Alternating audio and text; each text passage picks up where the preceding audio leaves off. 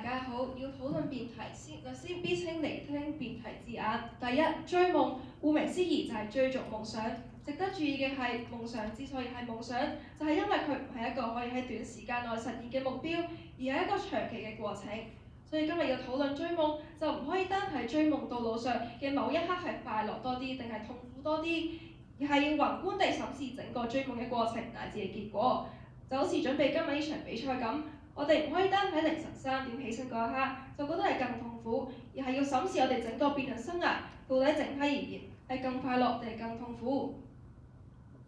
第二，快樂同痛苦。快樂正如美國心理學家馬丁沙利文所講，就係滿足感同埋成就感；而痛苦正如太平洋心理學研究所嘅教授萊倫科貝特所言，就係一種持續同長期嘅深層精神壓迫。值得注意嘅係，追夢嘅路上必然會有挫折，但挫折並不等同於痛苦，更不等於痛苦大於快樂。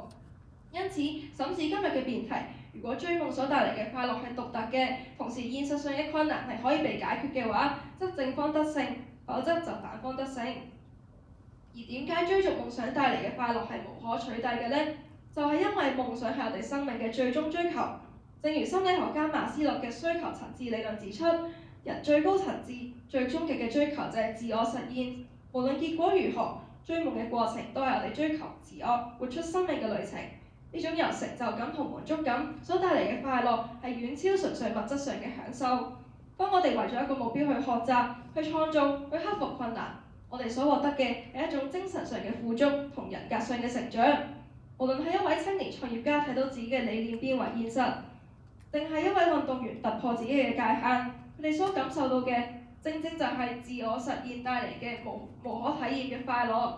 因此，追夢本身嘅意義同快樂並唔係在於最後係咪一定成功，或者換取到幾多物質回報，而在於我哋能唔能夠忠於自己，活出生命最大嘅熱情同埋潛能。再睇困難，我歡認為香港能夠從兩方面解決年輕人追夢嘅困難。第一，提供豐富資源，支援青年發展。喺香港呢片土地具備孕育夢想嘅土壤。社會背景方面，香港作為一個國際大都會，唔同產業發展成熟，能夠支持唔同嘅夢想。例如，如果你嘅夢想係做銀行家、會計師，香港成熟嘅金融商業市場能夠為你提供機遇。另外，作為一個文化大熔爐，青年可以喺香港接觸唔同嘅文化範疇，尋找最適合自己嘅夢想。同時，香港具備成熟嘅教育體系，令青年能夠接受高質素教育，裝備自己追逐夢想，會有各種海外交流或者交換計劃，擴闊青年視野。配套方面，無論係政府定係其他坊間組織，都願意伸出援手，投放資源，為青年追夢提供養分。求學階段會有唔同嘅獎學金，令香港人有機會增值自己。例如聖雅各福群會嘅教育及社會工作獎學金計劃，就針對貧困學生；融和獎學金就針對少數族裔提供經濟資助。創業階段會有青年發展基金、賽馬會青年創業基金等不同計劃，為青年夢想提供資助同埋指導。生活保障方面亦都有青年宿舍、白居二青年計劃等嘅政策，減輕青年嘅居住壓力。第二，接納青年想法，鼓勵多元發展。香港作為一個多元社會，亦一直包容接納青年嘅不同夢想。我哋唔再將成功狹隘地定義，覺得做醫生、做工程師就係出人頭地，而係願意擁抱每個人獨有嘅夢想，俾每個夢想發芽嘅空間。例如係有發展演藝夢想事業嘅青年，坊間就會有全民造星、星夢傳奇等嘅選秀節目，當中亦都有 Mirror、Collar 等嘅男女團透過節目出道，實現夢想。又例如係針對夢想係分享生活嘅年輕人，佢哋喺香港都能夠透過社交媒體發表所思所想。例如 YouTube 頻道小薯茄就係一班青年為咗追逐夢想而成立嘅。同時，社會越發容許彈性工作，越嚟越多青年成為車桿族，追逐不同夢想。甚至係青年身邊嘅人都願意支持青年去追夢。正如香港家庭教育學院嘅調查指出，接近95%嘅家長表示，當子女追夢嘅時候，即使遇到困難，仍然會繼續支持佢哋去追夢。最後想問游芳同學，你自己喺長康嘅隊伍介紹都話嚟到會展係你夢寐以求嘅舞台，但係又話辯論係令你度過輾轉難眠嘅夜晚。咁對游芳嚟講，到底追逐辯論呢個夢想係咪痛苦大於快樂呢？有方有為咩企喺呢個台上面繼續打辯論呢？多謝各位。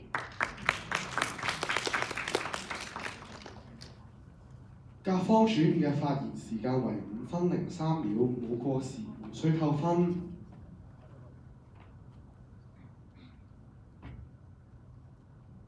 接住落嚟有請乙方主辯發言，你有5分鐘嘅發言時間，準備好請向計時器試。試咪試咪試咪試咪。主席、評判在各位大家好，今日有方一出到嚟咧就混淆咗動機同過程，以為追夢嘅動機係追求自我，就代表咗追夢嘅過程必定係快樂多於痛苦。咁我想問，按油方嘅邏輯，喺咩地方追夢唔係快樂多於痛苦呢？所以今日咧全份稿咧，油方只係論證咗有資源，並冇論證到多咗快樂。所以100個人有100個夢想，有人立志做太空人遨遊天際，有人決心用一支筆寫出自己嘅故事。因此今日辯題論證嘅夢係一種個人化理想狀態，可以分為職業同非職業導向。值得注意嘅係，夢想同目標之所以唔同，係因為夢想同每一個人嘅實際狀況更加遙遠，同現實更有距離。因此今日油方唔可以將所有想做嘅事就定義為夢想，將論證門檻無限下降。而追夢嘅追字就意味住夢想尚未達到，而實現夢想需要付出時間、勇氣嘅過程，有機會成功，有機會失敗，存在住極大嘅不確定性。追夢嘅過程必然有起有跌，所以今日衡量辯題標準在於快樂同痛苦呢兩種嘅情緒喺追夢嘅過程期間，對香港普遍嘅青年而言，何者更持續、更常出現？我方贊成乙方辯題，原因有二：第一，現實成本高企，追夢過程困難。所以討論現實夢想咧，絕對唔可以離開現實，我哋都要顧及衣食住行嘅基本需要同其他條件。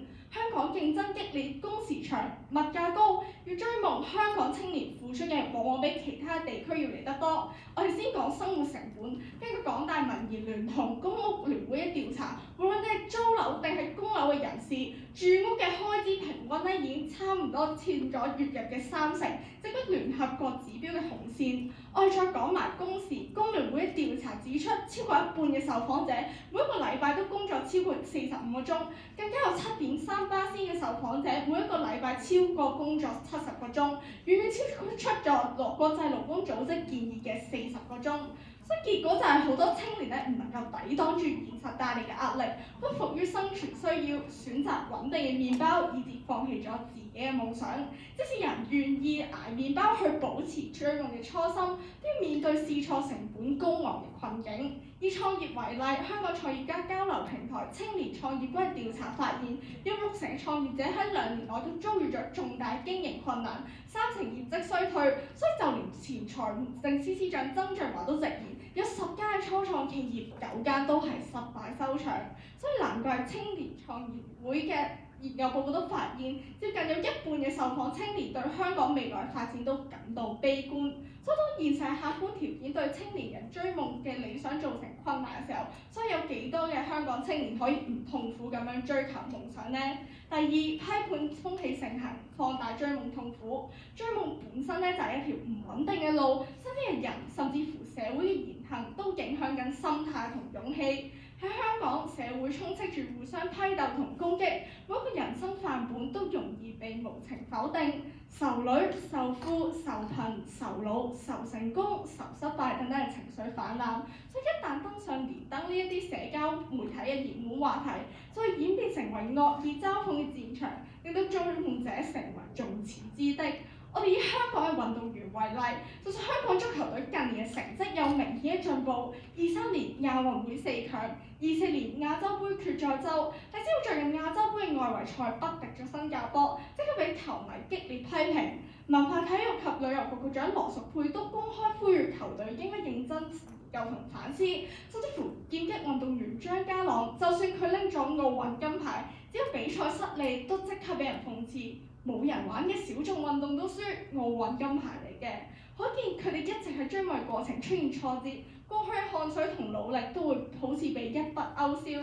除咗大眾嘅質疑，仲有嚟自家庭，特別係父母對青年嘅高期望，而呢一啲嘅壓力更加會俾社交媒體放大。青協嘅調查都顯示，青年使用社交媒體嘅頻率越高，越會容易產生焦慮，更加甚至乎會俾外界聲音動搖，對未來決心產生影響。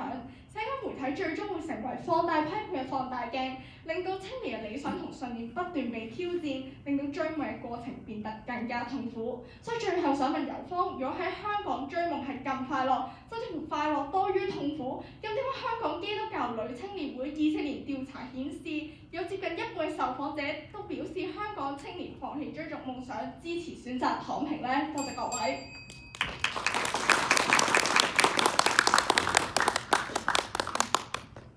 粵方主辯嘅發言時間為5分01秒，冇過時，無需扣分。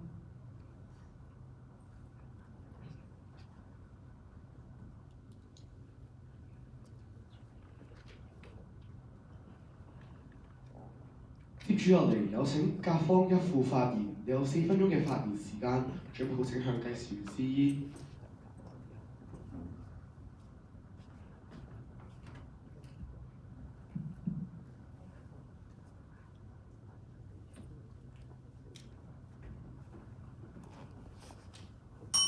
在座各位大家好，嚟到一副送3個字俾友方，第一個字懵然不知。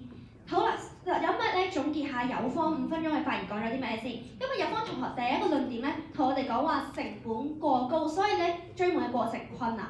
但到底過程困難係咪就等同於必然係快樂定係痛苦呢？到底兩者有乜嘢關聯呢？好簡單，今日就算我去追夢嘅時候，我遇到好多困難，但原來追夢嘅過程，我做緊嘅係我想做嘅嘢，甚至當中我所做呢樣嘢令到我嘅滿足感多於我當中遇到困難嘅時候。甚至呢啲嘅困難能夠被解決，難道唔係就係本身呢件事本質上令人滿足、令人快樂咩？所以我方要正立辯題要有2個標準。首先第一個，要追夢嘅快樂係要無可取代；第二個就係追夢嘅困難能唔能夠被解決。假如我方論證到追夢嘅快樂係獨一無二，並且困難能夠被解決嘅話，換言之，正方嘅標準成立。所以今日友方第一個論點嘅時候，有一個好重要嘅標準同佢講話，香港現時生活成本高、住屋成本高，所以就追夢困難。但係好簡單，就算你係返一個朝9晚5嘅工，你做一個營營役役嘅打工仔，唔追尋夢想，呢啲嘅社會條件你同樣需要面對嘅時候，係友方要同我論證，假如點解追夢就必然係更加痛苦呢？所以友方有第二個嘅謬誤，就係同我講話失敗就必然等於痛苦，但係好簡單，大家試諗下，係咪我做一件事失敗就必然等同於係痛苦呢？好簡單，過往香港劍擊運動員蔡俊彥，佢喺全運會落敗，但佢受訪嘅時候都直言，佢輸咗比賽唔會唔開心，因為即使佢以冠軍為目標，但佢過程中有努力過，佢有爭取過呢個過程，令到佢感到滿足，感到快樂。所以即使友方今日覺得佢失敗就必然等同於痛苦，但原來佢追逐過程嘅呢個本身呢件事係快樂嘅時候，所以我哋今日要聚焦嘅唔係佢嘅結果，而係佢追逐嘅過程。所以友方主辯最後有問過一句問題，就係如果友方覺得咁痛苦嘅話，點解仲要追逐呢個辯論夢呢？其實友方主辯都唔敢答，因為假如友方覺得追夢呢個過程係痛苦嘅話，友方今日唔會4點起身同我準備呢場比賽，唔會喺呢度同我神槍舌劍，係因為友方都覺得辯論夢呢一個嘅夢想對於佢嚟講係快樂大過痛苦，佢今日先會企喺呢度。所以其實我哋唔難發現，其實呢個社會，友方話今日呢個追夢嘅過程不確定，所以我哋就會係痛苦啦。但其實社會上有好多嘢，其實我哋做嘅時候都係唔確定我哋成唔成功嘅。咁係咪友方眼中，但凡任何嘅嘢唔係100%先會成功嘅話，我哋做呢件事就係痛苦呢？顯然唔係。其實友方都反對唔到追夢呢件事本身係快樂，就係擔心追唔到夢嘅嗰一刻。但其實友方冇反對過，我方主辯講過，其實香港對一啲文化融合嘅認受性高啦。例如我方主辯講過，現時一啲嘅造星計劃、一啲 Collar、Mirror 等等嘅造星計劃出爐之後，原來廣大嘅大眾都係接受呢一啲嘅造星計劃嘅時候，原來友方最後嘅立場就係得返一個嘅啫，就係現時嘅社會風氣。但係社會風氣係咪真係咁差呢？好簡單，友方同我哋講話家庭上有啲家庭會唔支持啲子女去追尋自己嘅理想，但係原來正如主辯所講，有90%嘅家庭都係有90%嘅家長都係支持自己嘅子女去追尋自己夢想嘅時候，係友方要同我論證呢個情況幾咁普遍啊嘛。甚至今日7位評判貴人事忙抽空出席我哋呢一個嘅辯論比賽，唔係就係一班嘅前人去支持我哋呢班嘅後人追尋我哋嘅辯論夢呢？所以到最後啦，再送最後一個字俾有方，就係夢，係回歸辯題夢想，追尋夢想嘅一個夢。其實喺有方嘅世界入邊，其實冇年輕人會追夢，因為有邊個會特登攞苦嚟辛去做一件痛苦大過快樂嘅事啫？但係好多年輕人都依然會追夢，就係因為有方忽略咗一個問題，就係佢哋唔追夢嘅話，到底佢哋人生會係點呢？好簡單，正如網紅蘭蘭，佢嘅夢想一直係做喺社交媒體分享同人嘅生活，但係佢因為想好似有方咁樣追求一份安穩工作，最後決定去做呢個嘅律師，最後佢嘅生活就因為要傳統工作而痛苦嘅時候，唔係難度係更加差咩？多謝各位。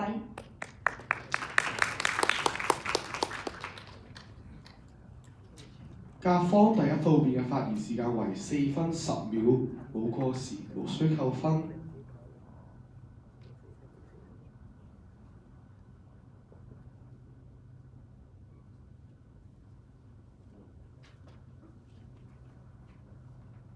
接住落嚟，有請乙方一副，你有4分鐘嘅發言時間，準備好請向計時嘅司儀。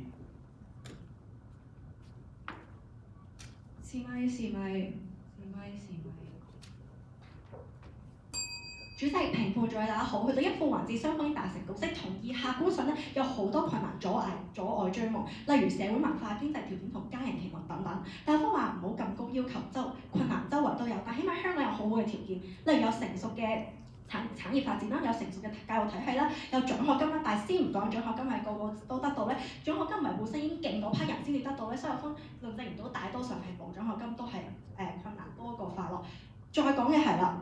我方都知道有好多條件係可以幫助到人去追夢啫，但方你有冇論證過有呢啲條件之後，所以咧會唔會喺追夢嘅過程中快樂咗咧？有方根本冇論證過，甚至按你邏輯啦，就算假設政府俾咗支援你，可能政府俾咗12年免費教育你啦，但等唔等於學生返學讀書就等於唔快樂，就等於痛苦，就等於好唔痛苦咧？唔係啊嘛，所以根本你就要有條件之餘，你都要唔等於去係唔痛苦噶嘛，所以更何況我方都舉得出香港其他條件係令到追夢好困難，例如香港租金貴、支出大、樓價14年全球第一、生活成本亞洲第2高，普遍青年為咗追夢要租劏房同埋籠屋，一打2份工，日日捱麵包，呢啲有方睇唔到，係咪又係？如果你有方見到呢啲嘅條件，係咪又即刻覺得有方追夢係痛苦大過快樂咧？所以即使每個人都有夢想，喺遇到困難嘅時候都會有唔同應對方法。所以咧，我哋一副環節睇3批人，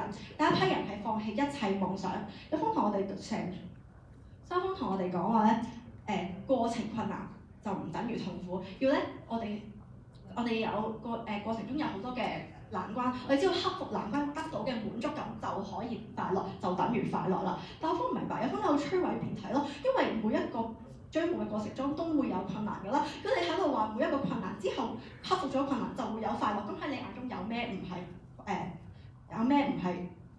痛苦啊？所以方你喺主辯度扮好客觀咯，你喺度主辯話唔可以睇結果而係要睇過程，因為我哋辯論唔可以淨係睇我哋朝早起身準備比賽嗰刻好困難就話痛苦，亦係睇我哋成個過程對辯論生涯。但係你自己一副舉咩例子啊？你自己一副同我哋舉咧，蔡俊彥最後即使有好多失敗、好多困難都，最後佢自己同我哋講話，佢自己好快樂，所以就快樂大過痛苦。咁你自己有方究竟立場係點咧？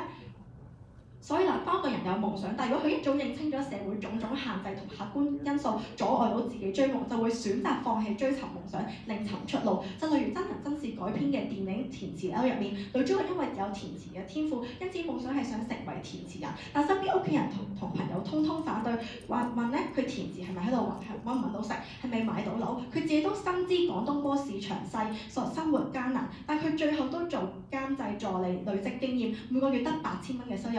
負責行政、選曲、寫文案，同時日日捱夜報名參加流行曲創作大獎，幫公司作廣告。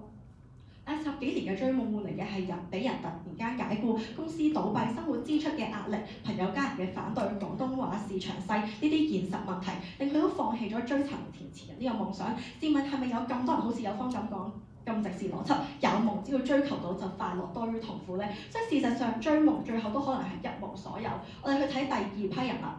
追夢成功嘅幸運兒，到最後有方我哋講去到追夢，追到個少數人，去到追夢嗰刻又係咪真係快樂咧？有方你睇全民造星，我方都同你睇全民造星。我方例如姜濤大家都認識，細個姜濤體重200幾磅，因身形問題咧俾人笑，俾人孤立，19年嚟冇人同佢做朋友，而呢段經歷咧成為咗去減肥成為去做明星嘅動力，所以佢決定參加全民造星。但經過重重海選之後，姜濤係最幸運嘅參選者，佢成為第一屆嘅全民造星冠軍，事業迅速爆紅。但追夢成功嘅代價係咩咧？係私生活曝光，俾人更加網絡欺凌，俾人話佢做作係肥仔。呢啲佢成功咗，係咪快樂咗咧？多謝各位。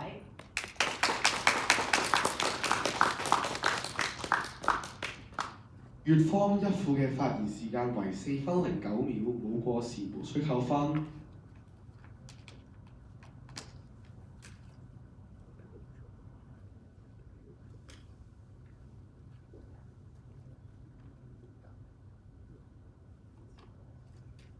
接住落嚟，有請甲方二副發言，你有4分鐘嘅發言時間，準備好請向計時員示意。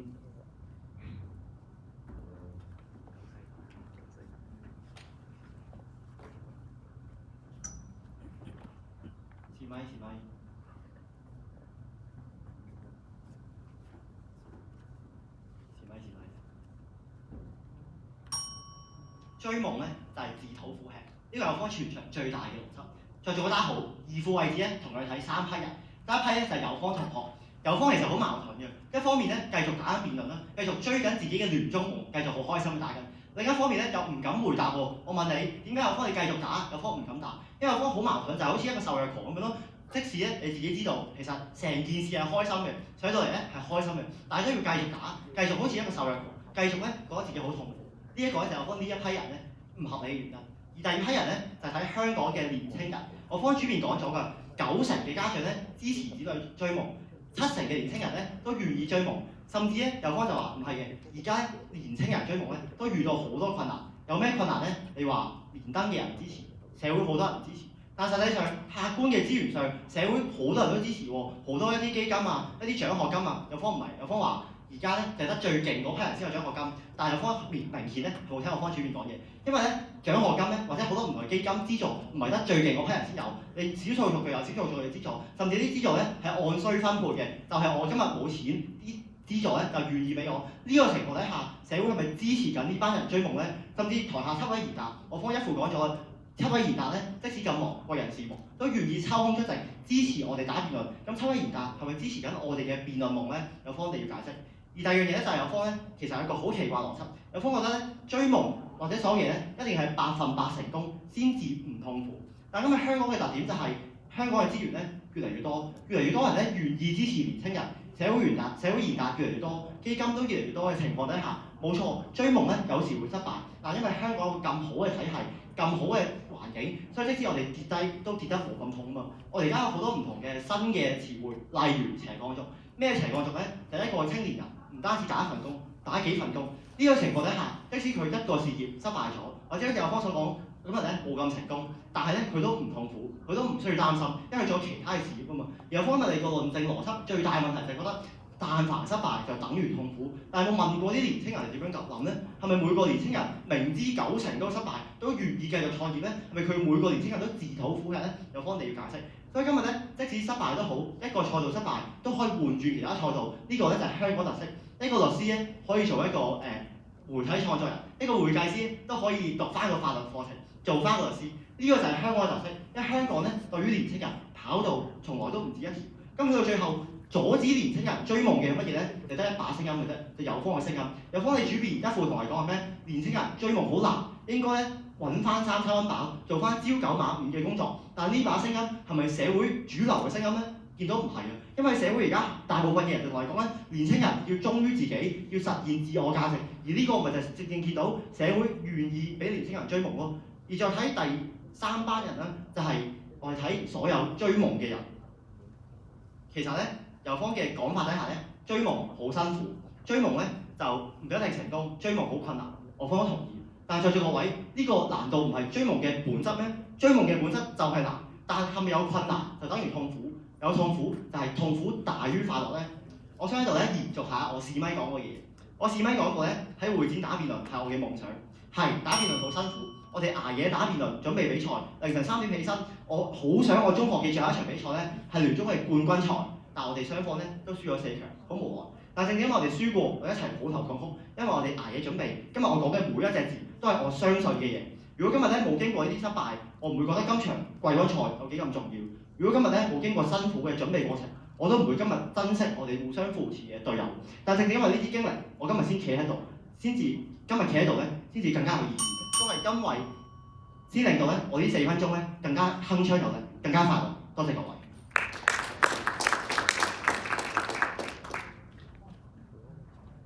甲方二副嘅發言時間為4分06秒，冇超時無需扣分。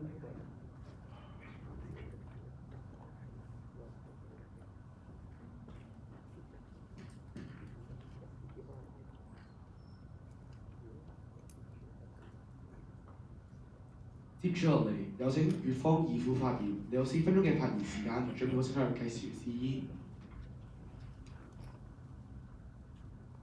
試咪。評判各位觀眾，唔知大家聽到友方所講咧，會唔會覺得有啲脫節咧？因為今日友方嘅邏輯好簡單啫，佢就係講話香港係咪多元城市先？多元城市係咪容易先？容易係咪等於快樂先？但我方唔明白啦，今日冇錯係有多元嘅跑道，但代唔代表我喺個跑道上面跑嘅時候，我嘅困難係比快樂更加少咧？代唔代表我嘅痛苦比快樂係更加少咧？唔係。所以今日友方不斷去循環論證，去嘗試咧轉變，開始同我哋扮客觀，同我哋講話我哋而家有獎學金，有咁多嘅扶持唔好咩？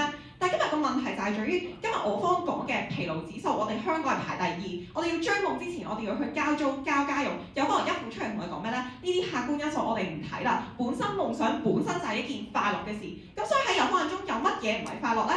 例如友方所講嘅蔡俊彥呢個運動員咁樣啦，佢原來係講話佢每個月要自己去貼錢去出去比賽嘅時候，一日淨係得80蚊。佢難道呢個唔係叫痛苦咩？喺友方眼中，佢每日咁樣慳住慳食慳使唔緊要㗎，呢個係佢追尋夢想，所以佢都係叫快樂。咁所以喺友方眼中，究竟有乜嘢嘅困難，有乜嘢嘅痛苦唔係快樂咧？如果痛苦又係等於快樂，快樂又係等於快樂嘅時候，我方今日有咩討論空間咧？所以今日我方見到嘅係友方嘅主變好唔合理。我哋講話咧，困難唔代表痛苦，所以喺友方眼中究竟係咩情況底下先至會達到我方所講嘅痛苦咧？友方下一個辯位要需要出嚟論證。所以一句講到尾，友方就係對自己嘅要求極低，但係對我方嘅要求極高咯，呢一點唔合理。所以我方一直同我哋講話 Mirror、Collar 等等做得好好，我方都知。但問題係全民造星有6季啦，大家知唔知道嗰500幾位其餘嘅參賽者，其餘追夢嘅嗰批人，大家又講唔講出佢哋嘅名咧？友方3副不如舉3個俾我聽啦。再講啦，有方同我講話有獎學金就等於追咗夢啦。但個問題係，難道我嘅夢想係想拎獎學金咩？難道我拎獎學金背後我冇付出努力咩？唔係咯。所以今日友方你要同我比較前因後果。所以今日友方一直問我方點解我方企上會展唔高興啊？所以今日友方最錯嘅咪就係有幸存者偏差，佢就係見到閃光燈上面下面嘅我哋4隊，但個問題係聯中有幾多隊咧？有64隊，當中咧就係得我哋4隊上到會展，就係得16個辯論員上到會展，有唔少同學咧係有心，但係學校冇資源開唔到隊，有唔少同學咧係有能力，但係屋企同埋學校要逼佢去考文憑試，要逼佢去追成績，所以被逼放棄辯論。所以到底有幾多個踏上追逐辯論夢嘅同學，好似友方1、2副咁樣，用公開嘅平台去作結咧，唔係好多嘅其實。所以今日友方從來冇論證到個普遍性嘅時候，點解可以論證到個辯題咧？再者啦，當我哋4隊上到台板啦，但背後嘅辛酸同掙扎，大家都只係可以喺試咪嗰度聽到友方講，但有幾多人真係了解我哋背後付出過嘅痛苦，背後付出過嘅掙扎咧？例如今日我去打辯論，學校唔會因為我打辯論而少幾份功課，屋企人唔會因為我打辯論而俾我唔去考文憑試。當人哋返學瞓覺嘅時候，我要寫稿；當人哋去食飯放飯嘅時候，我都要寫稿。無數次喺打辯論之前嘅掙扎嘅嗰種痛苦，友方人有冇衡量過咧？所以今日友方全場，只不過係同我講，呢一刻我哋8位辯員企上台上面係快樂，但難道背後付出每日承受住文憑試嘅壓力，錯過家庭時光嘅遺憾，千瘡百孔嘅身體，難道友方呢一全部都係叫做快樂咩？甚至乎咧，我哋4隊仲係學生咧，好好彩嘅。友方1副都識講啦，我哋打辯論咧，普遍都有屋企人支持。但真係離開校園嘅時候，有幾多個父母係接受到你全職出嚟做辯論，出嚟做友方所講嘅有啲全職運動員咧？所以冇錯，張家朗、何詩蓓等等，大家都講出佢哋嘅名。但體院原來係有成成千上萬嘅運動員入面咧，淨係得1600個入到體院，淨係得84個政府係有資助嘅時候，咁其餘嗰1000幾個全職運動員喺有方眼中係咪追夢都係一樣咁快樂，一樣咁容易呢？多謝各位。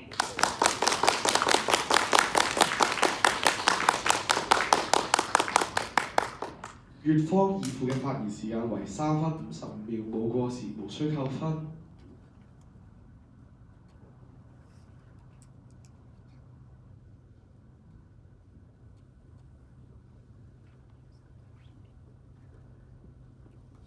接住落嚟，有請甲方3副發言，你有4分鐘嘅發言時間，準備好請向計時員示意。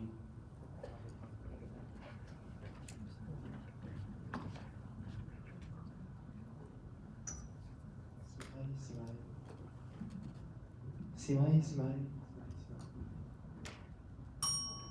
判、在座各位，大家好。有方義父問我哋咧，可唔可以講得出3位全民造星其他選手嘅名？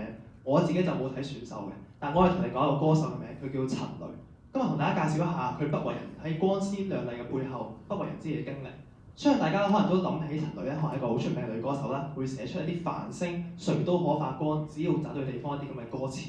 但係佢背後嘅經歷又有幾多人知道呢？其實咧喺10年前咧，佢係做緊一個兼職兒童節目嘅主持人。嗰陣時咧喺亞視做，佢入不敷支，連食飯都要掹掹緊。按照有方同學邏輯咧，其實佢係好痛苦嘅。但係事實上係咩咧？陳蕾即使上佢生活條件咁拮據，佢都堅持喺放工之後學下吉他、寫下歌，都依然擠出時間去等有冇一個機會可以成為歌手。呢個難道喺有方眼中係痛苦，佢唔快樂咩？咁如果唔係咁嘅話，佢點解會做咧？雙方講租劏房捱貴租，例子唔單止得陳蕾一個㗎，有一隊樂隊叫通靈，佢哋都係自己同啲隊友一齊組樂隊嘅時候，都係去租一啲劏房、一啲樂隊房去自己花費進行練習。而10幾年過咗去啦，佢哋而家咧唔可以話好出名，但係都可以喺大學進行一啲巡迴嘅演出嘅時候，按照有方邏輯，佢哋追逐夢想嘅過程係咪就係痛苦咧？所以咧，佢哋自己個講咩？通靈自己喺歌詞裏面寫話，最後怕咩冇結果，起碼我做過。就係、都正回答有方嘅問題，就係、有方問幾時追夢唔係快樂咧？就係、香港如果係一個地方，你想有夢你都追唔到，咁咪唔快樂咯。咁我而家咪睇下喺香港你有夢，你有冇可能追到咯？所以係好陳蕾嘅例子咧，佢自己出立行之後都話啦，就話唔係喎，其實咧點解我當時會咁做咧？就因為冇咗音樂咧，我真係生存唔落去啦。所以對比一下啦，有方自己講運動員，我哋都同你講一啲運動員嘅例子。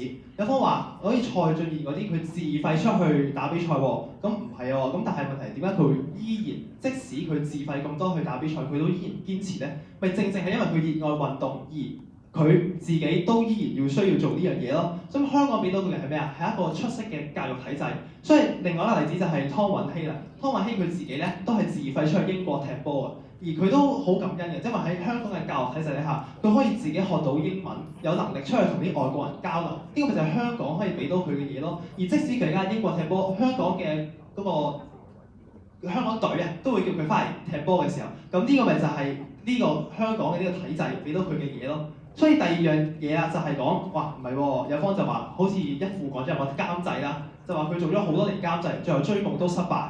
所以咧，即使有方講得啱啊，佢同陳蕾係差唔多嘅，佢做咗咁多年其他嘅工作，但佢依然去日夜都兼職去做一啲填詞嘅工作，或者做一啲填詞相關嘅學習。點解佢會擺啲精力落去啊？咪正就係因為佢知道，如果佢唔做填詞人，佢嘅生活就冇咗其他嘢啦。咁所以即使佢覺得好渺茫或者好困難都好，佢都依然會做。有方主編都知，因為追逐夢想呢件事本來就係困難。所以我同我哋講現實層面嘅考量咧，有方成日講到香港好衰啦，但其實從來都唔係啊。因為我方前場同你講咗，就係香港有好多現實生活中嘅安全網。例如咧，你如果要創業咧，都有賽馬會嘅青年創業基金。你如果要講體育嘅運動員咧，除咗體院嘅資助，有方話有啲冇啊，但係其實而家體院已經增加多份資助啦。都有一啲賽馬會嘅體育相關嘅基金，都可以幫助呢班運動員嘅時候，其實香港缺乏咧資源，可能我哋慢慢要會做得好，但其實香港從來咧都唔算缺乏，因為咧都有好，就算政府唔做，都有好多嘅私人機構會去做嘅時候，而且政府都有青年發展藍圖，未來會撥更加多錢嘅時候咧，有翻最後一個邏輯就係同你講咩咧，就話唔係喎，啲好似姜濤嘅明星，佢即使成咗名，都會俾狗仔隊去關注佢嘅私人生活，俾一啲網絡上面嘅連登人士諷刺啦。咁我方好奇怪啊！難道姜濤入行之前佢唔知做歌手會經歷呢啲嘅咩？其實喺80年代、70年代，譚詠麟、張國榮嘅時候，佢哋都深受九仔的困擾啊。所以佢喺同喺追夢之前都知道呢樣嘢嘅時候，佢都依然去追夢，咪就係代表佢係快樂住啦。多謝各位。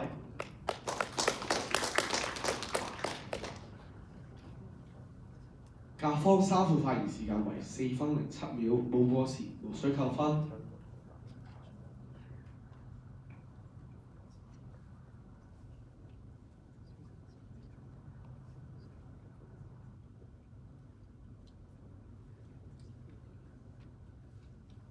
接住落嚟有請乙方3副發言，有4分鐘嘅發言時間，準備好請向計時員示意。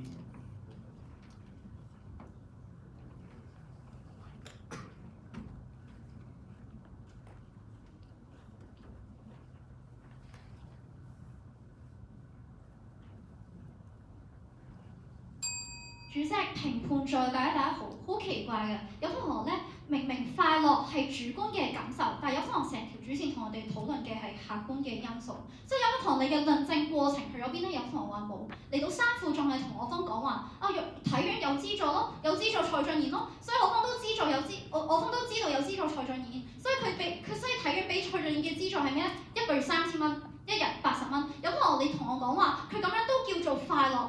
就係因為呢一個係佢嘅選擇，所以有同學你同我講話，佢日日捱劏房，日日捱杯麵，呢個都唔叫痛苦。咁咩叫做痛苦咧？有同學冇交代過。即係有同學，就算蔡俊彥咧，佢可能咧練習劍擊練習到可能斷咗隻腳咧，有同學都話咧呢個係佢嘅選擇嚟㗎，所以呢個咧就係佢嘅快樂。咁有同學你同我講話，佢就無論係咩都好，呢個選擇係佢嘅選擇，而人係唔會選擇痛苦嘅嘢嘅時候，即係有可能你嘅邏輯完全出錯咯。即係有可能你唔好同我講話，人只會選擇令到自己快樂嘅嘢，唔係，而係有時候好似蔡俊彥咁，佢就係見到自己咁痛苦，佢都要繼續堅持落去，就係為咗俾有可能見到咯。即係有可能同我哋講話咧，佢冇睇過選秀，但係有可能咧好奇怪嘅係，佢又記得出 Mirror、Collar 呢啲嘅，即係有可能完全舉唔出失敗嘅案例，或者因為佢哋嗰啲失敗嘅案例，佢咁努力去辭職去追夢，而最後換翻嚟有可能認唔到佢哋，一啲係咪痛苦咧？有可能有可能你會同我哋講話，佢哋係快樂㗎，佢哋有追夢啊嘛，所以佢哋呢個追夢嘅過程，佢哋最後失敗咗。有可能你同我講呢一啲叫快樂咩？即係有可能你嘅論證過程完全出錯。即係有可能同我哋講話咧，因為多咗獎學金咧，所以我哋追夢咧就好快樂啦。即係有可能完全唔理解有可能呢一個邏輯，因為有可能你最多都係同我講追夢佢嘅條件多咗，但係佢追夢嘅呢一個過程去咗邊咧，我方聽唔到。所以如果你同我講話獎學金多咗就等於快樂咗嘅時候，所以獎學金我要同其他人爭，我如果日日通頂我就係為咗拎個獎學金，而我咁痛苦我就係為咗拎個獎學金嘅時候，咁係咪睇我最後拎獎學金呢一刻啦？定係睇我追夢嘅一個過程？我為咗拎獎學金而日日通頂，感到好痛苦嘅時候，呢一個係咪又係快樂咧？有乜同學冇交代過？之後咧有同學同我哋講下咧，追夢咧，人咧係只會揀令自己快樂嘅嘢，而唔會揀自己痛苦嘅嘢。即係有可能所以有可能就係完全循環論證咁咯。所以有可能你嘅呢一個邏輯底下咧，我方完全論證唔到辯題，就係因為人係唔會揀自己痛苦嘅嘢啊嘛。咁所以我方同人企上嚟呢個台灣係的確喺呢一個過程入面，可能日日都要準備辯論係好痛苦嘅過程。但係可能你唔好同我講話，因為人係唔會揀自己。人唔會揀自己痛苦嘅嘢，所以你就唔可以默認我方所有嘅過程都係快樂嘅過程，有可能呢一個出錯。所以在座各位，2022年8月11號，人喺連登問25歲究竟應唔應該追夢？用戶我係公主答：你老幾啊？少年，你太年輕啦，你學乜人追夢啫？2025年4月2號 ，Flash 談論試當真結業，最多讚數嘅留言係：試當真啲花花草草發咩明星夢啫？而家執笠咪可以讀基礎文憑咯。所以呢啲罵聲從來唔係我方虛構，只要打開社交平台，只要個貼子有關夢想，樓下嘅反應就已經假設咗佢係離經叛道嘅旺角仔女，就係無所事事嘅全職兒子。但係呢一啲網上面嘅罵聲影響住我哋呢一啲嘅佢哋係咪感到快樂咧？所以最後試當真結業，大家都知道。所以遊學收由一開始連網民嘅連登嘅網民就話：你點樣可以追夢啫？而最後結業咗啦，啲人就話：你都係全靠天下一啫，你睇你結業，你咪抵咯。所以呢一個又係咪快樂？一個佢承受住嘅呢一個過程又係咪快樂，定係痛苦更加多呢？多謝各位。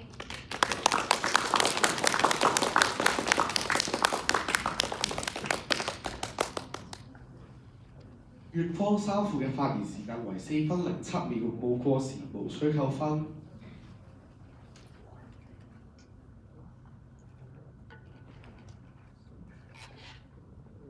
接住落嚟係台下發問環節，請甲方派出一位議員作出第一條台下發問，有1分鐘嘅發言時間。發言前請先試咪。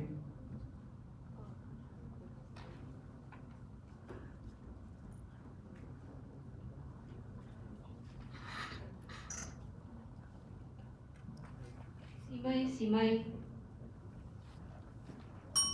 各位大家好，好簡單總結有方2個論點。第一，香港人好慘，因為生活成本高。第二，香港人好中意批判人，但好慘同好中意批判人到底同追夢有咩關係呢？有方冇解釋過。試諗下，就算我唔追夢，我一樣係要捱貴租，一樣會俾人擺上連登。講乜你咁市儈㗎？淨係想做醫生賺大錢。所以追夢同唔追夢到底有啲咩分別呢？就係唔追夢，你唔單止要捱貴租，仲要一直做自己唔中意做嘅事。你唔忠於自己，你只會更加痛苦。所以最後我哋睇翻講足全場嘅蔡俊彥，有方話佢得好少錢，所以痛苦就多於快樂啦。但呢個只係有方你覺得，你又有冇問過佢自己快唔快樂呢？所以好簡單問有方，如果佢真係好似你咁樣講到咁痛苦係多於快樂嘅話，點解正如我方一副所講，佢話自己經歷咁多，最終都係快樂嘅呢？多謝各位。而家乙方有1分鐘嘅時間準備。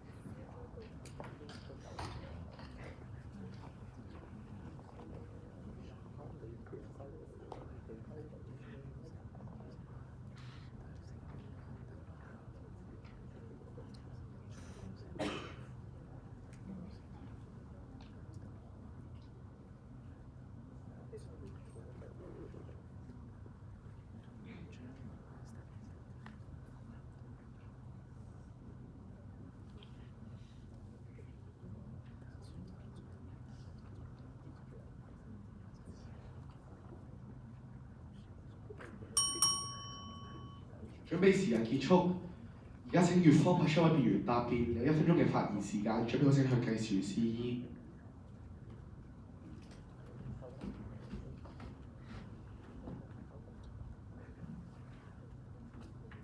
主席評判咗大家好，有方同我講咧，蔡俊彥最後咧話自己好快樂，但係好奇怪嘅係明明自己有方主辯話咧，我哋唔可以結果論㗎。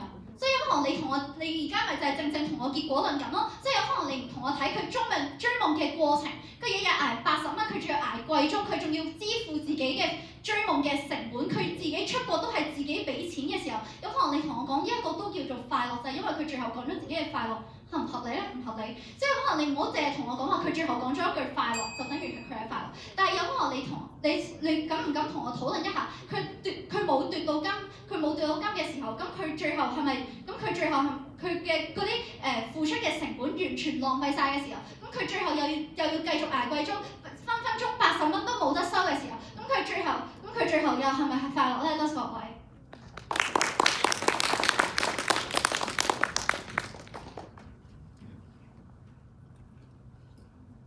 而家請乙方派出一位議員作出第1條台下發問，你1分鐘嘅發言時間。發言前請先試咪。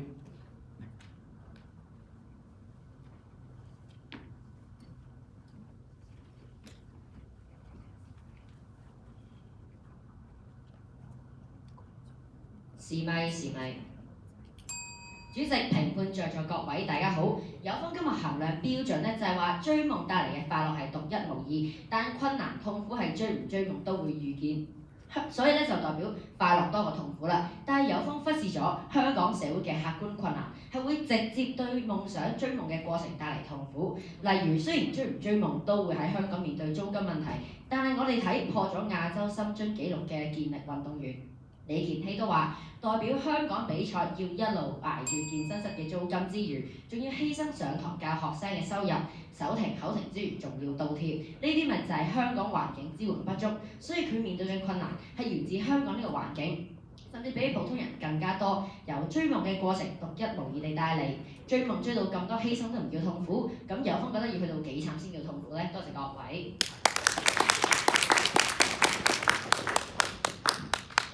而家甲方有1分鐘嘅時間準備。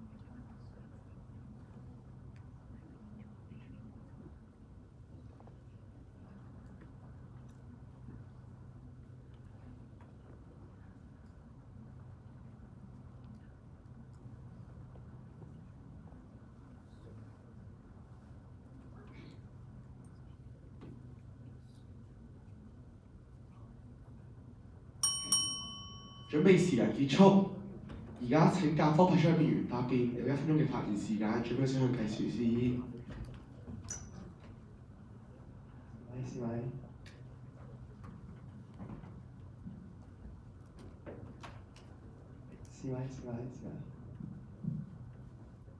做得好，有方問咧嗰個運動員舉重咧，定係唔知做健身咧？點解佢犧牲咁多，但佢都係快樂咧？所以好簡單問有方咧，犧牲咁多，但點解佢都會做咧？正係因為佢覺得呢樣嘢係有意義咯。所以咧，如果佢唔做咁多犧牲，佢做翻一啲其他工種，佢只會更痛苦，所以佢先會選擇呢條路啊嘛。所以確立咗第一點之後咧，有方今日反正辯題得一樣嘢就係唔係喎，過程中好痛苦。所以過程中好痛苦，前場同你講咗而家有好多機制可以減緩，例如體院有基金，賽馬會有基金。第二啦，正係呢啲痛苦先會令到佢哋將來就算成功咗之後更加快樂啊嘛。用翻我啱啱三副講嘅陳隊嘅例子，佢自己後來嘅訪問裏面講話，正係過去呢啲痛苦，佢先可以寫出繁星啲歌詞話成敗與否只得係我，唔係人哋係從來冇標準答案咯。所以呢啲咪就係佢過去嘅痛苦，先令到佢而家更珍惜佢而家嘅快樂咯。呢啲唔係正係因為佢選擇做呢樣嘢嘅快樂大於痛苦咩？多謝各位。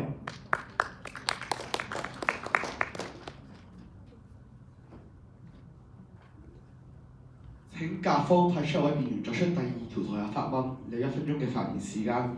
發言前請先試咪。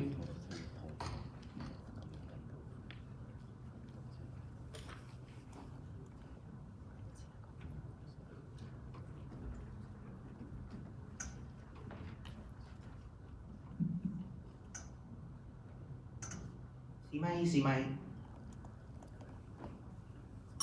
在座各位大家好，有方標準講普遍性，睇社會接受程度，但有方嘅標準點樣衡量呢？點樣先為之足夠接受？有方冇交代。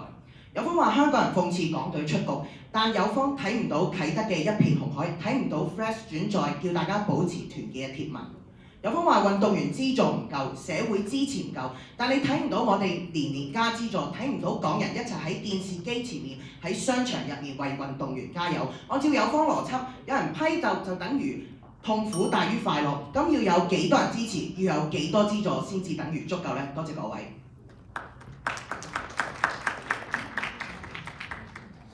而家乙方有1分鐘嘅時間準備。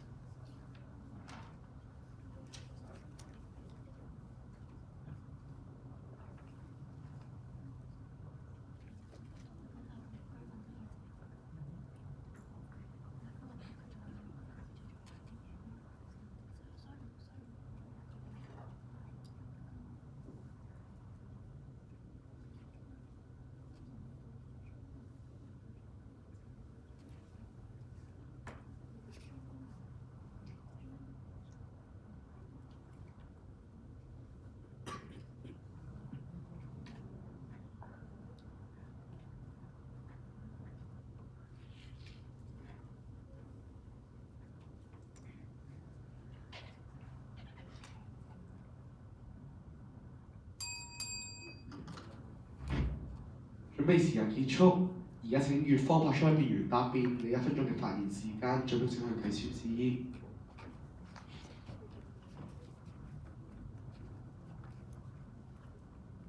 試咪。在各位大家好，有方講到我方好悲觀，問我方咧加幾多資助先夠啊？而家政府咪有資助，年年都加啦。我方答你，起碼唔係好似蔡俊彥咁樣，每日就係得80蚊咯。起碼唔好似舉重運動員咁樣，自己要自費出國比賽，自己要喺網上面甚至貼錢出嚟去學班、去教班，呢一種咪就係正正顯示出香港社會對現時呢批運動員，難道我哋嘅支援係足夠咩？所以我方都知資助係有加，但足唔足夠令到佢哋冇咁痛苦先唔足夠。所以今日例如講緊話手球隊啦，如果佢哋入唔到全運會4強嘅話，會唔會全香港都聽到佢哋名呢？例如守門員啦，原來講話佢係打咗25年啦，足足撐咗25年，當中冇任何嘅政府市民支持，租場咧都要自己去搞多幾個兼職出嚟先至租到場。我想問下有方，你會唔會單純同我講話政府而家起碼有幫啦？過往嗰25年嚟，佢每日去兼職，每日去捱長捱貴租嘅痛苦，喺有方眼中就突然之間消失咗咧？多謝各位。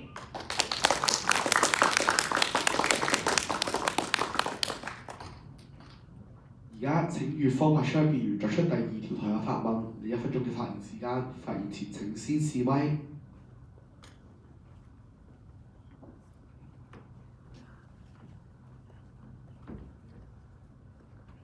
試咪。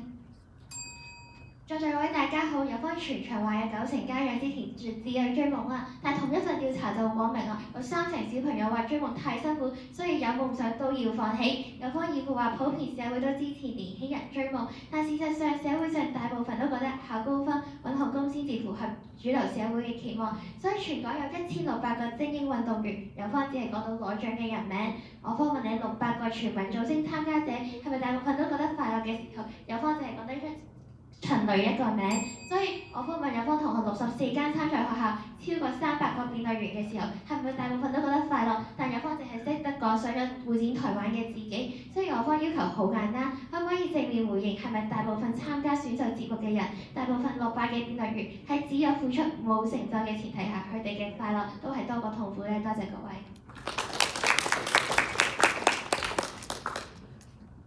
而家甲方嘅1分鐘嘅準備時間。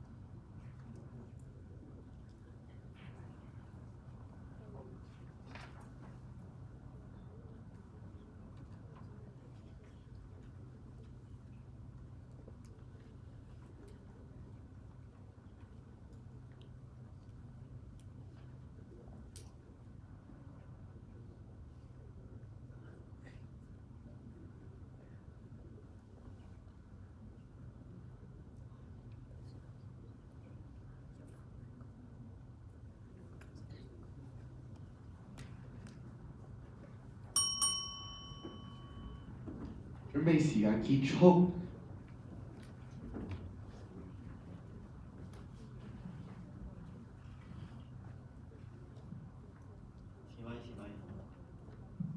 試咪。佢講得好，有方問咧，大部分落敗嘅人快唔快樂？我方答你快樂。先講全民造星嘅人啦，因為見全民造星嘅人唔快樂，我點解會有而家啲例子，佢哋完咗全民造星都依然投身演藝事業咧？例如星鋭咧，而家拍緊片；例如細貓做咗獨立歌手。因為見全民造星帶俾佢咁多痛苦的話，因為佢依然留喺呢度咧。而講辯論場啦，若然有方你覺得入唔到決賽、入唔到4強就係痛苦的話，咁點解其他隊唔係即刻接咗佢，而係繼續打辯論啦？因為辯論呢件事帶俾佢快樂啊嘛，所以呢兩個例子有方都講唔過去。而睇翻有方話唔係，唔可以睇下人哋而家揀咗咧就係快樂，講得好，所以而家香港咪咁多人選擇咗追夢咯，而睇其他國家其他例子啊，點解冇自亂嘅地方嘅人話追夢啊？因為啲人唔會選擇啊嘛，因為追夢對佢嚟講係痛苦嘛。但睇翻香港啲人之所以選擇，因為係快樂噶嘛。而再講有方你話唔係嘅，資助唔夠，即係有方你講好多困難，其實有方都用緊客觀事實論證嘅。有方你話唔可以用條件論證快樂，有方你都用緊困難論證痛苦啊。有方同我哋講啦，我哋好努力去解答有方啊，有唔同資助啊，多謝各位。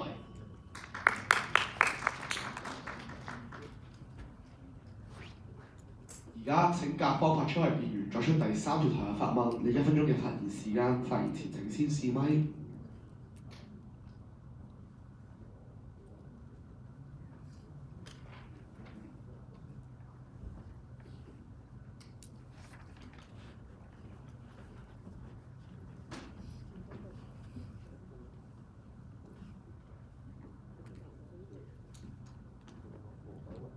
時咪，仲有各位大家好，有方今日話我方摧毀辯題，但其實係有方從來都冇論證過個標準。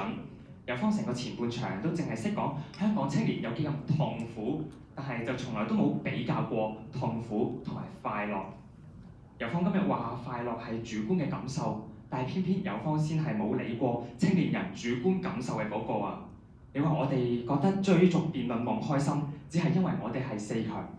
錯啊，係因為我哋咁多年嚟都冇入過4強，我哋都依然覺得開心，我哋都依然繼續想追夢啊！更甚嘅係，有方義父頭先自己都講，因為準備辯論，令自己錯過咗準備文憑試嘅機會，身體千瘡百孔。我方聽完都覺得好難受啊！咁點解有方仲企喺呢度呢？所以假如有方覺得追夢係痛苦多於快樂嘅話，咁有方呢3年嘅辯論時間係咪就係為咗追求痛苦呢？多謝各位。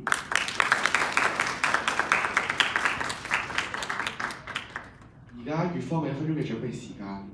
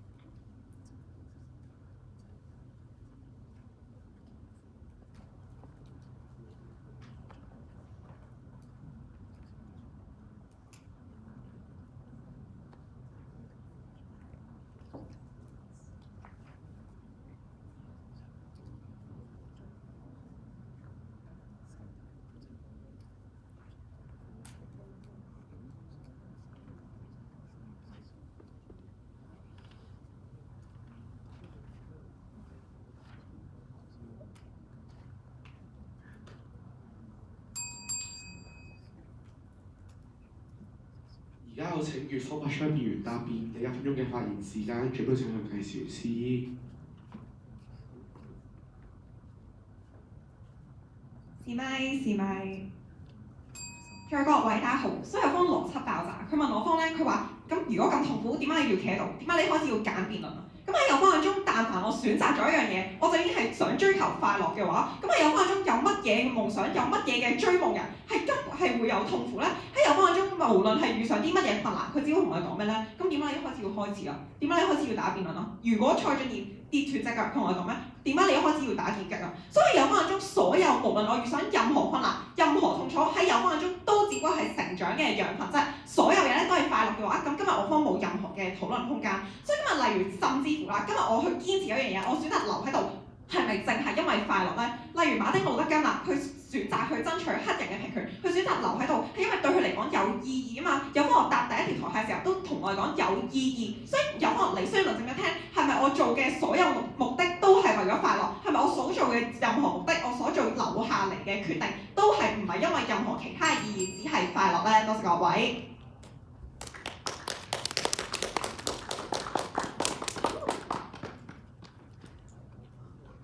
最後請乙方發出辯員作出第3條台下發問，你1分鐘嘅發言時間，發言前請先試咪。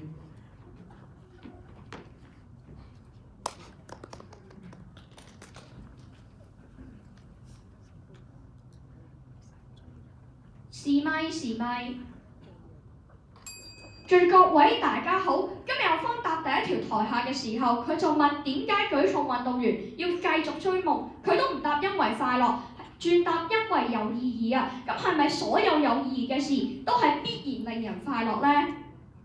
今日有方主辯就話實踐夢想帶嚟嘅滿足感同成就感，但係又冇解釋到只係追夢，而係未實踐到嘅時候有冇成就感，就當少數人實踐到啦。今日有方就話成就感係獨一無二嘅，哪怕經歷咗幾多困難、幾多犧牲都好，呢一種獨特嘅成就感都係多於追夢嘅犧牲同埋埋成本。好似孫中山咁，佢嘅夢想係推翻帝制，期間佢多次受到清朝政府騷擾。假設佢所有戰友都被殺啦，身體被摧殘啦，咁係咪又係一句革命有意義？於是快樂大於痛苦呢？多謝各位。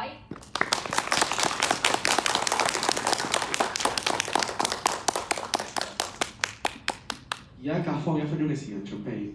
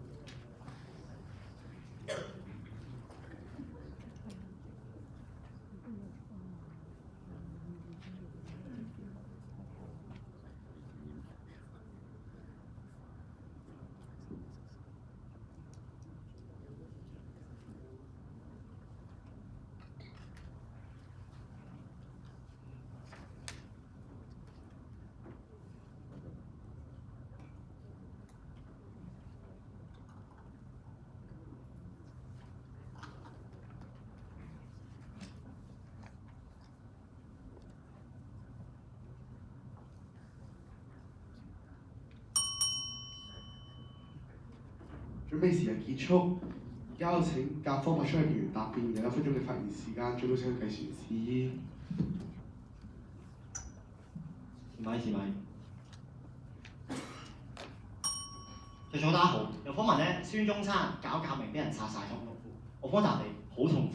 但係孫中山搞革命失敗嘅例子係唔係香港咧？唔係，因為香港有啲乜嘢啊？有言論自由啦，有集會自由啦，保障咗你發表自己聲音嘅一個權利。所以呢個情況底下，譬如孫中山係生於今天嘅香港，佢絕對可以成功追夢啦。而再睇咧，其實有方好雙重標準嘅。有方一方面話我哋唔可以用條件嚟論證快樂，另一方面咧話而家好多困難，好多冇錢，所以咧就好痛苦。但係中間嘅關係喺邊度咧？點解困難等於痛苦咧？所以面對我方佢提出咁多獎學金，唔係純粹證明佢快樂啊，而係想解入有方你嘅困難啊嘛。有方同嚟講冇錢困難，我方同嚟講今日嘅香港正在進步㗎。所以面對我方點解會快樂啊？係因為即使有困難都好，我哋願意繼續留喺度。辯論好難，我哋喺度；做運動舉重都好難，我哋都喺度。而呢個咪就係香港人嘅快樂，呢個咪就係香港人追夢嘅原因咯。多謝各位。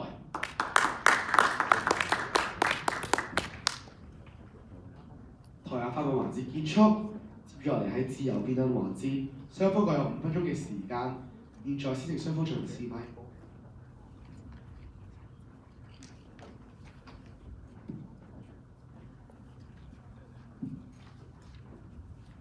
試麥。試麥。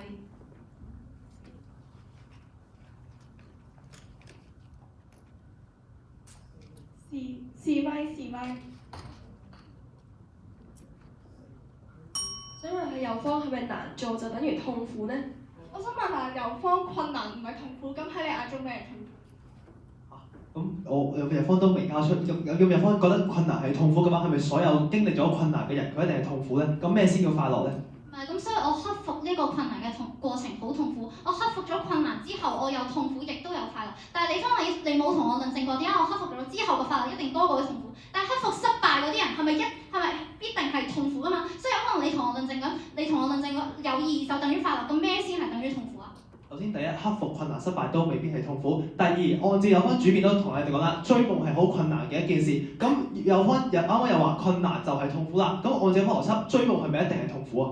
所以好簡單，追夢嘅過程好困難，所以當中你會遇到好多嘅爪掣，所以當中我哋有痛苦。喺右方中，我哋面臨任何嘅困難；喺右方中，因為我選擇咗去做一樣嘢，所以就突然之間唔係痛苦啦。咁喺右方中，我喺咩追夢嘅過程之中，我要點樣先至痛苦啊？第一，先解答右方你嘅困難問題。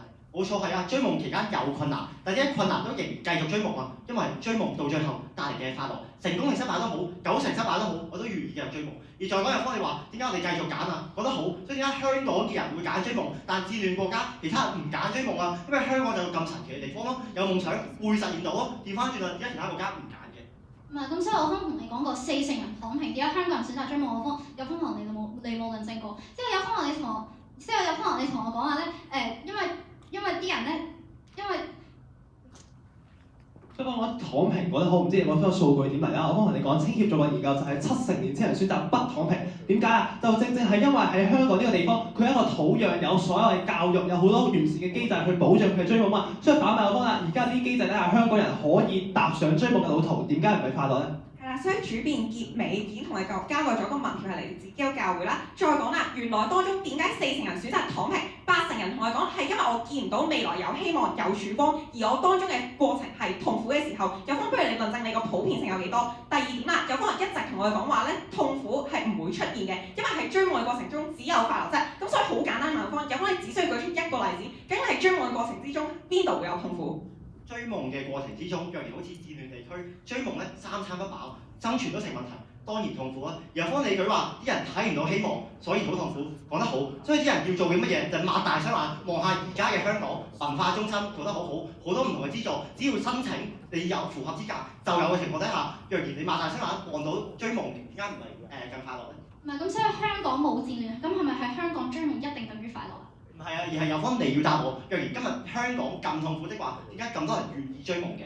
咦係啦，有方都係冇答我問題，所以今日有方我方問咗咁多次，究竟係追夢嘅過程痛苦，舉一個例子，有方舉唔到，係因為有方嘅標準過高，佢今日只係覺得我只要選擇咗一樣嘢啦，我就必然係等於快樂，呢個唔合理。所以再問有方啦，你同我講話全民造星當中咧有唔少人轉咗軌道去做其他嘢，我想問500幾位參賽者入面，淨係得 Mirror、Collar 等等你哋去講得出佢哋係成功嘅，佢咁其他嗰500幾位啦。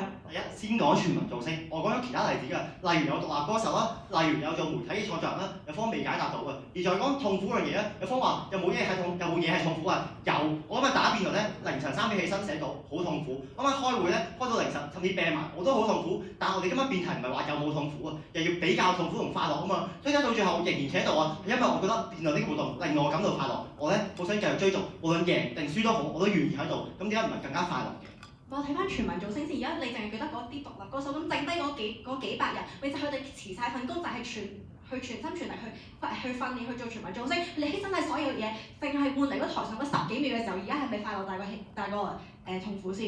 講全民造星，我哋唔係全部人都辭晒份工啊，有人做緊媒體啦，甚至你喺社交媒體都碌到啲全民造星嘅人，呢點咧我方確立咗，全民造星嘅人唔係全部都係冇工做，然後方你論證翻我點解今日講唔出嘅，有方你全部都歸類為翻唔到工啊，全部都失敗嘅人咧，有方你又睇唔睇到其他啲成功做到歌手或者做到媒體創作人嘅例子咧？係啦，所以有方冇論證過個普遍性，佢只係講多幾個人名啫。所以有方冇論證過普遍性呢一點，我先確立咗先。第二點啦，有方一直同我哋講話，咁我辯論咁辛苦，點解我仲要繼續去打啦？好簡單問有方一個簡單嘅立場問題，例如如果今日我一個作為一個跳遠嘅運動員啦，我跳遠嘅練習過程之中，我拉親隻腳，我以後冇得再跳遠啦。有方人會同我哋講咩咧？佢就同我哋講，咁你點解一開始要選擇去跳遠啦？喺有方眼中係咪佢同樣地都係快樂大於痛苦啊？唔係，因為過程中都會獲得咗快樂。而講翻阿方你嘅例子啦，你講全民造星，我方冇論證過普遍性，難道阿方有論證過普遍地全民造星做完之後係失業咩？所以我拉傷咗腳，以後都冇得再跳遠，喺有方眼中都係快樂大於痛苦嘅。所以我方講拉傷隻腳講得好啊！而家你就算拉傷隻腳，你喺香港都有一個完善嘅醫療機制。你如果唔係真係咁嚴重嘅話，你都可以折翻條筋，繼續復出。而家運動場、足球場上有好多例子，呢個咪就係香港呢個社會有醫療體系帶來嘅好處咯。所以我方有呢個條件，係咪可以追到夢啊？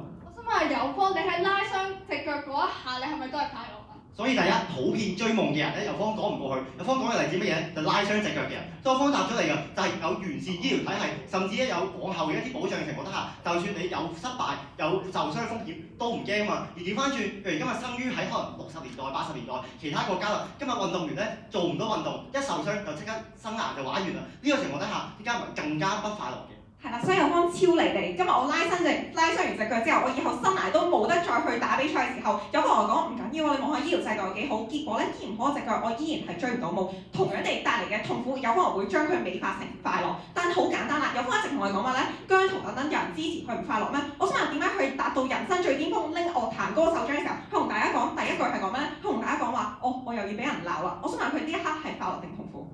如果大家咧又真係睇過嗰條片咧，佢純粹係講笑嘅啫。但係因為佢依然係俾人鬧，都依然企喺嗰度啊，係因為佢呢一個做歌手帶咗俾佢開心咯。佢今日做歌手嘅情況底下，出到咁多自己作品，又第幾胎咁樣，咪證明姜濤從中獲得快樂咯。而調翻轉啦，既然佢咁痛苦的話，點解佢唔係即刻退出樂壇？收副書打贏嘅咯，有人哋姜濤同佢你表達佢自己幾咁痛苦，你就同我講話，我可以講笑啫。所以人哋明明有咁多粉絲支持，同時點解咁在意佢外界聲音？就因為佢本身批評嘅聲音好高嘛。所以我想再問你一句，如果佢咁快樂，點解佢做完音樂唱完歌，淨係得一句？我淨係想講一樣嘢，希望而家打緊字嘅人，如果有人想鬧我，希望佢口下留情，點解佢咁快樂都要咁講？調翻轉問翻阿方啊，我方可以同意㗎，就係有俾人鬧咧，的確好唔開心。咁但係點解俾人鬧唔開心等於痛苦？此其一。而第二，點解痛苦一定係大過快樂嘅？所以唔開心都唔係痛苦，咁好簡單啦。咁姜濤嘅例子有乜嘢先係痛苦啊？係痛苦，我方答咗你。但問題我方你要做比較啊嘛，因為如今日我做姜濤做歌手，只係俾人鬧而鬧得好慘嘅，我好痛苦嘅。我方當然係同意有方辯題啦。但因為姜濤唔係啊嘛，因為更加多有方有冇睇到姜濤粉絲咧，粉絲全部支持佢，咁呢啲又睇唔睇到啊？咁佢就係追完夢，去達成夢想，佢都俾人批評。如果你覺得佢啲粉絲嘅聲音係大過所有嘅批評者，咁點解佢樂壇最得完獎仲要講嗰啲嘢先？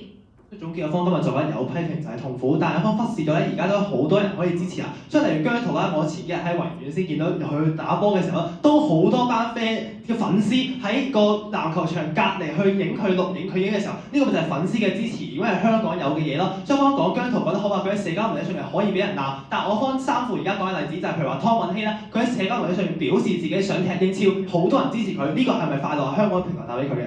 姜濤甚至同我哋講話咧，即使佢有咁多粉絲，佢希望粉絲唔好再投俾佢，因為佢驚俾人鬧。所以可以落結論嘅係咩咧？姜濤係萬中無一，其他嘅參賽者失敗，有方唔同我方討論。姜濤成功完之後俾人鬧，有方同我講話人哋講笑啫。咁係有方嘅中問乜嘢係痛苦？有方嘅標準過高。所以再問有方啦，1600個全職運動員入面，有幾多個係受到你所講嘅資助？第一，先講姜濤例子，我方同意啊，俾人鬧好痛苦啊。咁但係有方你要做比較啊嘛，因為有方你今日嚟嘅乙方辯題咧，並唔係話追夢有痛苦，而家痛苦大於快樂啊嘛。所以方你要解答翻個姜濤嘅快樂嚟自於粉絲，嚟自於大家支持同埋做咗自己作品呢個情況底下，點解佢嘅痛苦係比快樂更加大咧？此其一。而第二講運動員嘅例子啦，我方舉咗好多受資助運動員嘅例子，而有方你既然你都舉得出啦，我想有方你請你自己論證翻，佢其他運動員係受唔到資助，以至於佢痛苦大於快樂，要退出體壇嘅咧。好啦，我論證俾你聽啦，1600個全職運動員咪得84個係有受資助。如果喺有方眼中痛苦嘅標準係要高到佢要即刻退出體壇嘅話，咁我方有咩討論空間？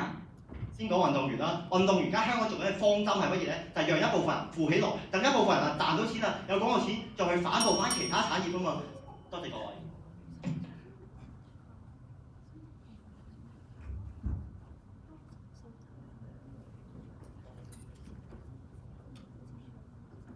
甲方發言時間已用盡，而家我請乙方派出嘅辯員用盡餘下發言時間，準備佢嘅傳示意。所以好笑，有方同講咧，用另一部分人富起來，有方識講係一部分。但係今日辯題想講嘅青年係講話全部嘅運動員，1600個全職運動員，有方我哋所講嘅一部分係幾多咧？即係84個。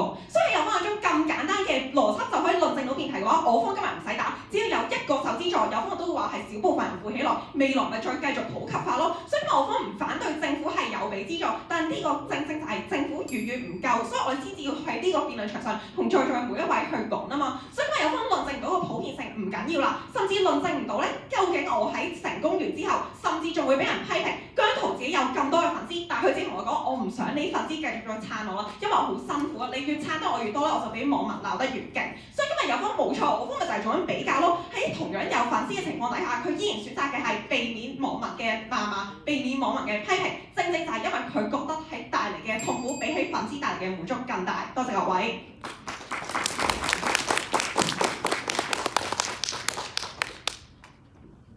頭先甲方喺自由辯論環節嘅時候咧，應該就講咗 fans， 但係最尾個 fans 個史字咧係冇出到嘅。睇下評判覺得需唔需要喺分子度進行扣分，可以喺分子度自行選擇扣唔扣分。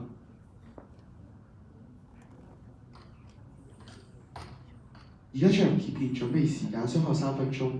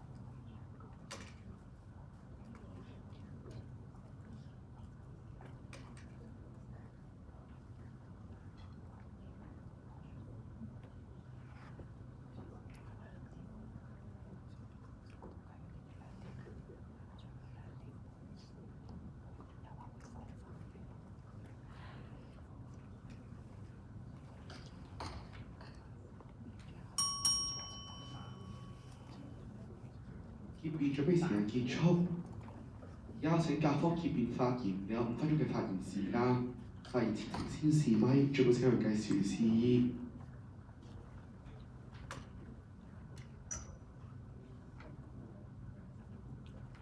試咪試咪。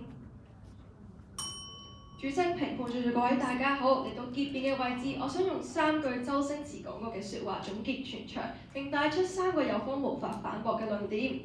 第一句，人冇夢想同鹹魚有咩分別？追夢係痛苦嘅，但唔追尋夢想更加痛苦。有方今日講到人人追逐夢想都係十分痛苦，好似追夢本身就係一種不切實際、浪費時間、心力嘅不可能任務。但大家不妨調轉諗下，係咪冇夢想、冇挫折，我哋就能夠獲得快樂？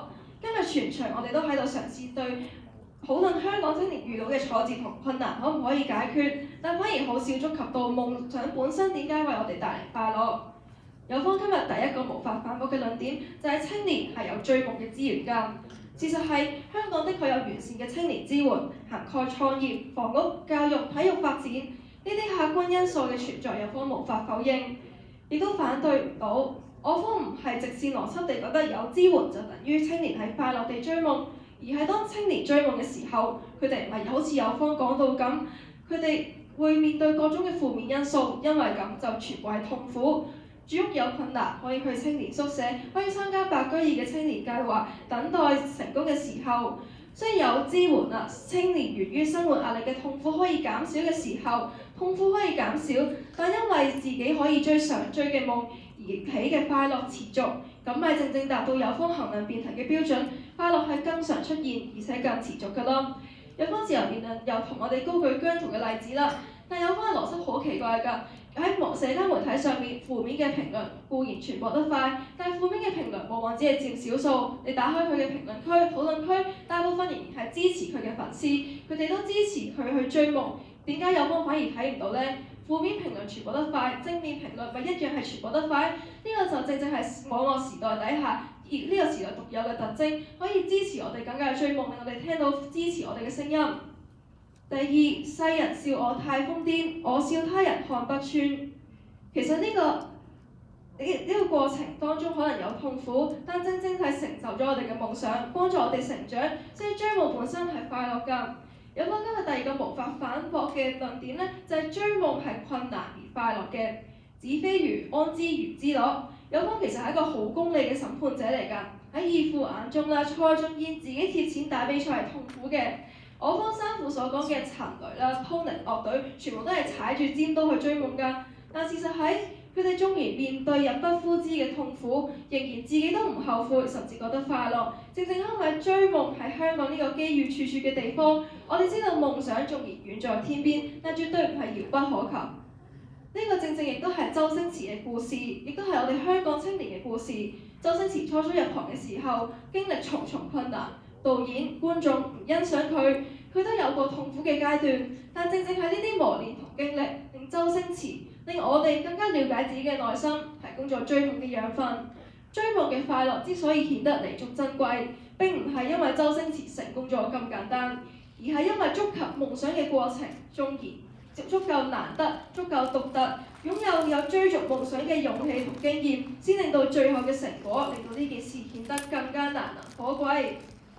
最後一句，點解堅持？想一想當初，同上兩句唔一樣。呢句唔係電影對白，而係周星馳同記者講嘅。嚟到比賽嘅尾聲，我哋不妨諗一諗，夢想嘅本質係乜嘢呢？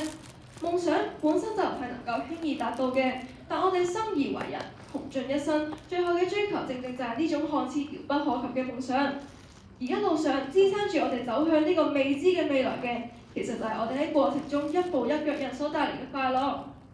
有方第3個無法反駁嘅論點就係追夢期間快樂大於痛苦。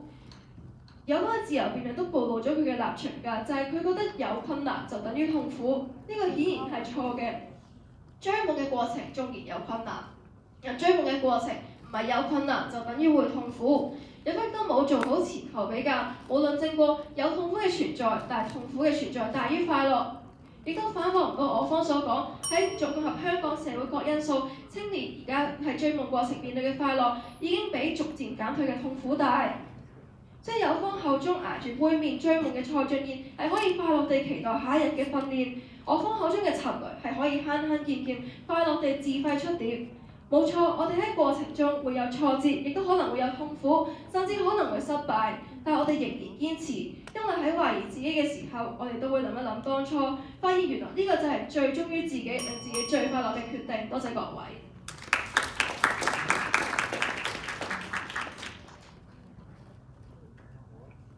甲科結辯發言時間為5分02秒，路過時無需扣分。現在有請乙方結辯發言，你有5分鐘嘅發言時間。發言前請先試咪，最後請佢計時示意。試咪，試咪。主席、評判在座各位，語言係一樣好誠實嘅嘢，追車多數都追唔到，追憶未必諗得返，追捕係高風險嘅，追係要奮身去追，而追夢比起以上任何一個詞語都嚟得嚴肅，係要持續咁樣用時間去換未知，用代價去換機會。追夢嘅日常唔係舞台燈光，而係地鐵嘅尾班車、凌晨嘅咖啡、缺席嘅聚會，呢啲片段加起嚟就係痛苦更長更久。因為雙方我哋都提及過造星 Mirror， 但我更加想提醒大家，一將功成萬骨枯，做咗6屆全民造星，每一屆入選99強人入面，有幾十個都係放棄生活、放棄工作、放下學業苦練咗幾個月之後，第一輪初賽83號3盞紅燈，唔好意思，每一個參賽者都可能得30秒嘅鏡頭，每一個辯員講完嘢都可能掌聲唔會超過10秒，好多辯員落敗之後都可以耿耿於懷幾年。所以有方主辯咧出到嚟淨係識同我哋講好多資源，但係好多資源等唔等於我哋快樂咗咧？有方唔明白喺香港追夢唔係關於我哋嘅勇氣夠唔夠，而關於成本高唔高。喺有限嘅比賽時間當中，以下嘅一切夢想嘅粉碎，有方都否認唔到。似香港以外喺其他地方，唔係競爭型嘅社會，唔係經濟嘅現實主義為先，唔係生活壓力保障人負唔負責嘅價值觀念，所以有方咧話咧，人咧一定會揀一個快樂多於痛苦嘅選擇。咁我想問有方乜嘢唔係追求快樂咧？所以今日有方嘅立場咧已經跳嚟跳去，成場都循環論證，淨係識得問我方痛苦嘅話，點解我唔退出啊？所以更加令人窒息嘅唔係追夢本身嘅困難，而係香港盛行嘅投訴文化同結果主義。追夢失敗唔係獲得經驗，而係俾人笑。你稍有成就唔係得到認同，就係俾人質疑。我哋要憐憫香港人，憐憫我哋自己。香港太難追夢，大家都唔信，就對相信可以追夢嘅人充滿批判。我方知道咧，實驗判斷香港追夢痛苦咁多都唔係放負，而係想正視呢一切可以透過觀念改變，透過政策支援去減少嘅痛苦，為負重而行嘅追夢青年減磅鋪路。當現今青年人掙扎緊要放棄夢想嘅時候，由方今日所講嘅失敗唔等於痛苦，佢哋聽到真係覺得好痛苦。所以由方咧今日淨係嘗試用成功嘅例子歸咎香港嘅環境，但事實上自己幸存者偏差，背後有幾多失敗嘅例子，幾多嘅額外成本，有方又睇唔睇到咧？所以咧今日有方好大邏輯問題，就係凡可能求到嘅就可能快樂。所以有方嘅邏輯下，其實任何人做任何嘢都可以得到快樂。但有方你冇比較馬丁路德金、德蘭修女，甚至天下之憂而憂嘅范仲淹等等呢一啲為人幫助世界，唔係因為快樂。於是乎有方忽略咗佢哋助人嗰刻雖然有滿足感，但助人嘅代價絕對有可能係悲傷，係痛苦多於快樂滿足。你冇比較面對有改善但依然蒼然滿目嘅世界，即係打從心底裏快樂多於痛苦咩？我哋佩服佢哋，正正係因為佢哋不求快樂，甘願痛苦。有冇問我方辯論至此，你唔快樂咩？新生活我有討厭過辯論，一見辯論誤終身。呢一刻我同你哋身邊無欲無求、無憂無慮嘅同學仔做緊啲咩咧？蒙頭大水係咪喺海洋公園？你追緊劇、錫緊熒幕上面嘅男神咧？各位評判們，想問下你哋而家喺中學同學做緊啲咩咧？係咪打緊高爾夫球、飲緊咖啡、共聚天倫？但但你哋好好，你哋選擇咗喺冇咁快樂嘅情況下，但更有意義咁陪我哋行呢一條思辨之路。願唔願意每一個星期六都咁樣做呢？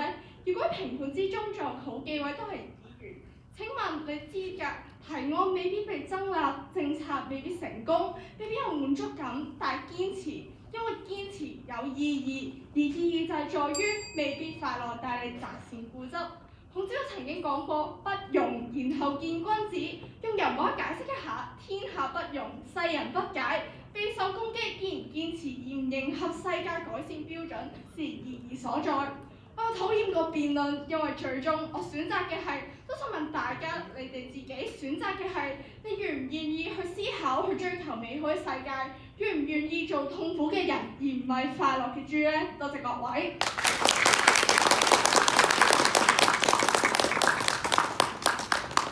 乙方結辯嘅發言時間為4分59秒，冇過時無需扣分。比賽告一段落，雙方辯員可以先行到台下就座。